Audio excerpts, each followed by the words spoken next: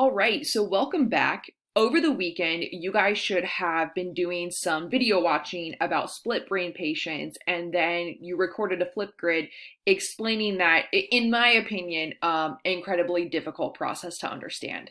And so what I want to just say about all of this stuff with the brain is that yes, it's a lot. I even find it to be a lot. But do know that these concepts are going to continually be reinforced as we go through future units in the book. Okay, so do your best to memorize the brain structures, what specific parts of the brain do, but do know that we're going to continue to reinforce this the entire year when we look at different aspects of learning and behavior. So totally understandable if you're feeling like this is a bit overwhelming right now, but just do your best, and just want to acknowledge that this is a lot to sort of digest. So you should have looked at split brain patients, and what I want to just reiterate is that this experiment only works with people who have had their corpus callosum cut, okay? And this is typically going to be people who have really profound seizures. Otherwise, there's just really no need to do this. However, they do offer really interesting insights into how the brain works, okay? And so you probably, this probably looks semi-familiar. So I just want to go over it one more time. So a way that helps me to remember this is left, right, left, or right, left, right, okay? So if something goes to the left visual field, it goes to the right hemisphere, which controls the left hand, okay? Or if it goes to the right hemisphere, if it goes to the right visual field, it goes to the left hemisphere of the brain, which controls the right hand. Okay, so in this case here, we have the word face being projected in the left visual field.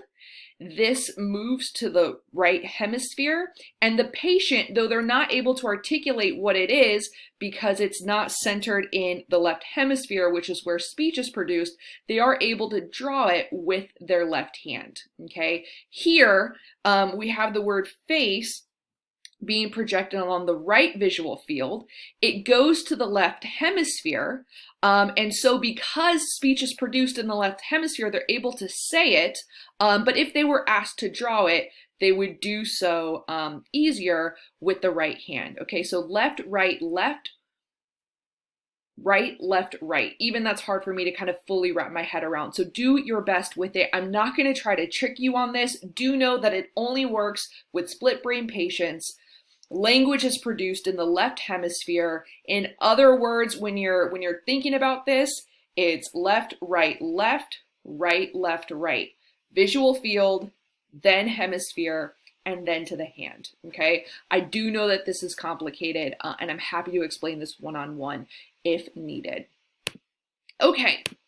So a couple of other interesting concepts that were talked about here was dual processing and blindsight. The concept of dual processing just reiterates that information is processed for us on separate conscious and unconscious tracks. So some things we do, we may be aware that we're doing them, but there's unconscious parts of our body that are at play here. So think about driving home. Maybe you've had that experience where, if you can drive yet, I realize some of us are sophomores, we're driving home and our brain just kind of automatically knows to make the left and right hand turns, and we find ourselves in our driveway.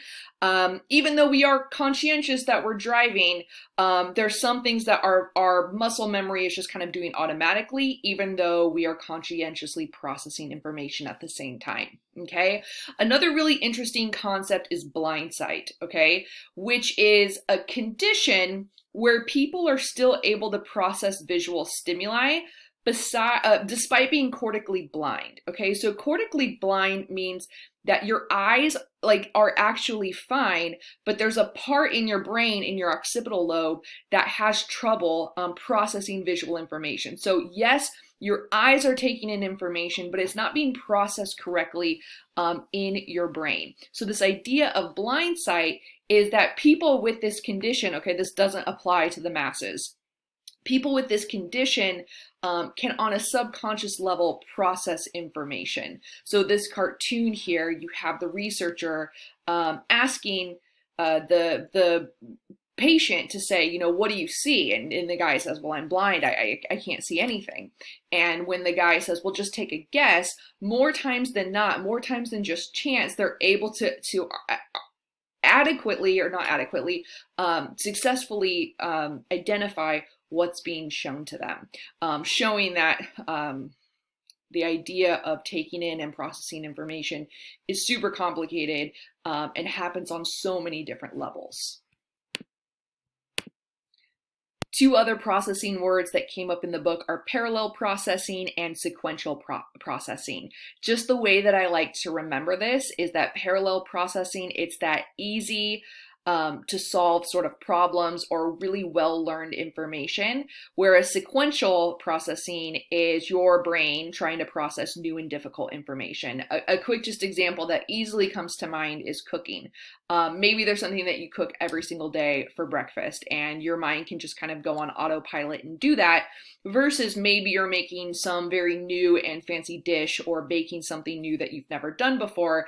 Your brain would really need to process things in sequential order. That means really reading the recipe from start to finish, step by step. So our brain is able to do things easy and on autopilot, or can tackle more harder information, but we need to do so in a sequential pattern. All right, so moving on to psychology's biggest question is, are we who we are because of nature, the genes and the heredity factors that make up who we are, or are we who we are because of nature, those environmental variables, how we were raised, our childhood experiences, our relationships, our culture? So are we who we are because of biological factors or social factors? And obviously, I hope it comes to you that the answer is both. However, as psychologists, we like to try to think about it and to isolate one factor over another in order to explain human behavior. Okay, so heredity has to do with the genes, those things that are passed down to us. Another word that your book talks about is interaction, which is this idea that nature and nurture interact with each other in order to produce a specific outcome.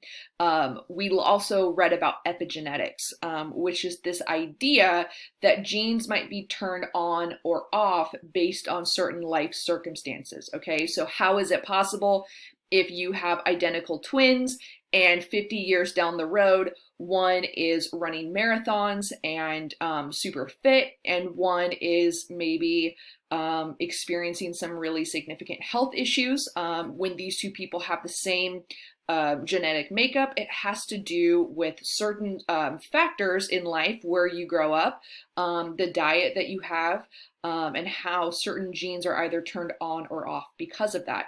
They're even seeing how trauma, for instance, can really shape someone's epigenetics, right? Some things might be turned on or off, causing people to be more anxious than others based on the circumstances that happen to them, but it's happening on a deeper DNA level. So that's something that I think is super fascinating and could probably be its whole own other class. But for now, just know that epigenetics is DNA's ability to turn on or off based on different circumstances.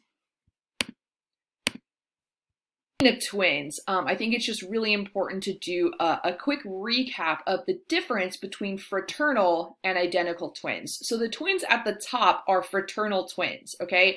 And these are twins who develop from two different sets of egg and sperm combinations, okay? So not to get all birds and bees on you, but when a woman ovulates, it is possible that she might ovulate two eggs. And if for whatever reason, both eggs are fertilized at the same time, you have fraternal twins, meaning that the twins are sitting in their mother's wombs in two different sacs with two totally different sets of DNA. Obviously still coming from the same mother and father, but they do not share the same identical DNA. Identical twins, on the other hand, is when one sperm meets one egg, and in a freak of nature accident, or not accident, but in a uncommon occurrence, that sperm and egg during that first cell division, instead of kind of just splitting like a normal cell division, kind of split apart, and you end up with two embryos that share the exact same DNA.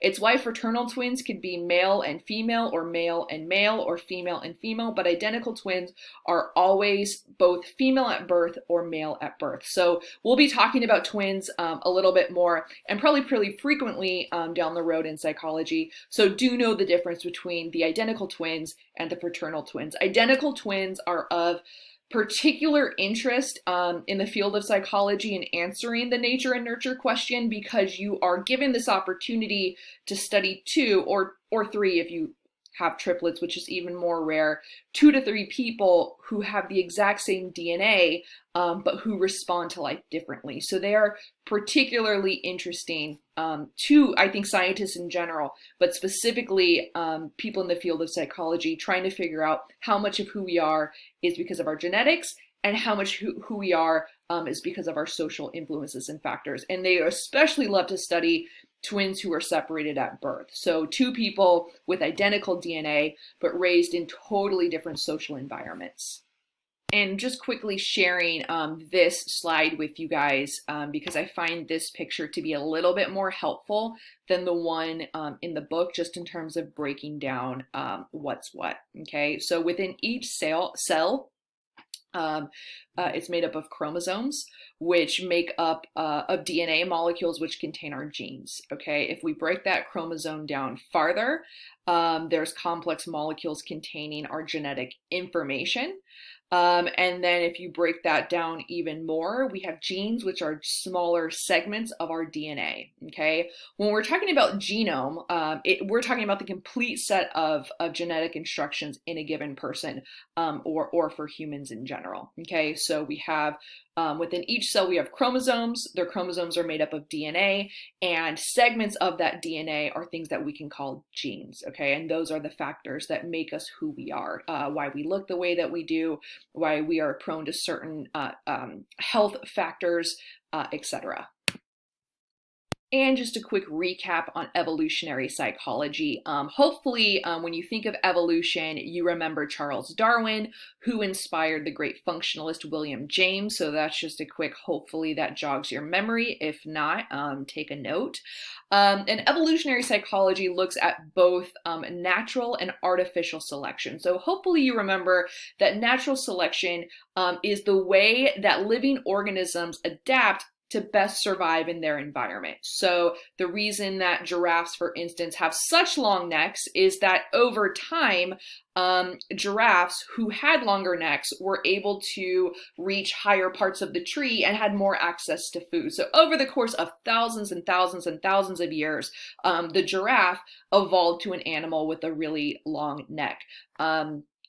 Other examples might be the color of certain animals' coats, or even humans walking upright. Artificial selection, maybe you'll remember the scientist Dmitry Bailev, probably pronouncing that, no disrespect to him. He was the guy in the book that talked about breeding the foxes. And over the course of just a few generations, he was able to artificially select the most docile, nice foxes from a litter of foxes and breed those foxes. And then from there, take those nicest, most docile foxes and breed them. And over the course of only a few generations, typically this takes much longer, he had made his own breed of this very docile, cute fox that you see in the picture here. Okay, the book also discusses male-female differences in sexuality, and one of the theories is that men and women seek out sexual partners differently due to an evolutionary process where all of us humans, the idea is, want to make sure that our genes are passed on most successfully to the next generation. And evolution might say that males choose widely while women choose wisely. I think that this is maybe an oversimplification in 2020 where, you know, it's not that simple. But if we're talking about it just on an evolutionary perspective, the idea is that a male, because he could reproduce with several women at once, might choose a partner differently than a female who can only have one child every 9 months, and even that would be crazy to do that every 9 months, needs to choose her partner more carefully because she needs to choose a partner who will provide her and her baby that she wants to get to the next level to pass on their genes.